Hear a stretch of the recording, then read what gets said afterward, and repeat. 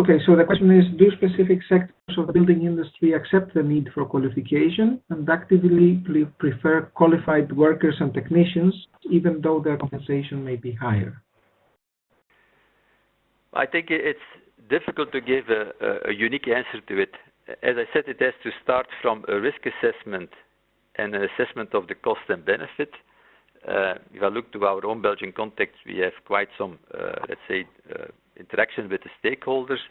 And so I think all has to do with, is there a broad consensus about the situation? For example, take an example of filling existing cavity wall where we have a quality framework. I think there was from the beginning a clear idea, okay, we want to promote this technology, but there are risks.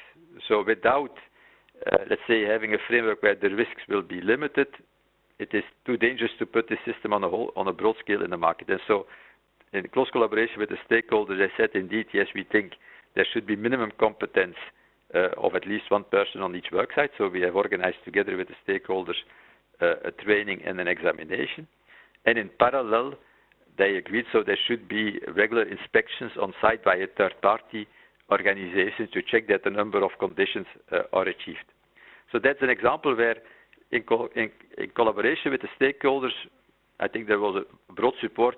Yes, there should be minimum competence, including checking of the competence, but additionally, there should be, let's say, random checks on site. Another framework which has started up in the Belgian context is for, let's say, residential ventilation systems.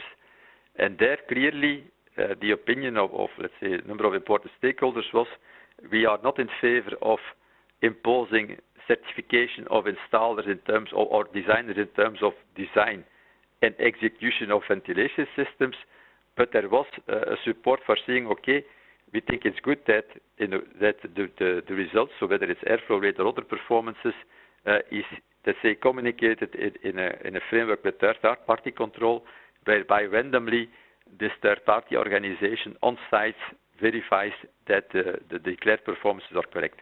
So there, and I think it's quite a good approach in the sense that they say, okay, if you find a framework where there is really, let's say, the focus on the end result, and if this is correctly done, it clearly will result in the fact that designers and contractors will invest to be sure that they do a good system and they do a good installation. So I think, for me, the answer is there. So you should see case by case where are the bottlenecks and what is the most appropriate solution. It can be a certified installer, but it can also be, like in the case of ventilation. So even a do-it-yourselfer is allowed in this Belgian context to install his own ventilation system. What is required is that the assessment is done by a competent person, the assessment, so measuring airflow rate, electrical performance, and so on. But it is clear that this will result that a do-it-yourselfer or a contractor who has no experiences, okay, if he has not a certain competence, the risk is large that you will not get the required performances.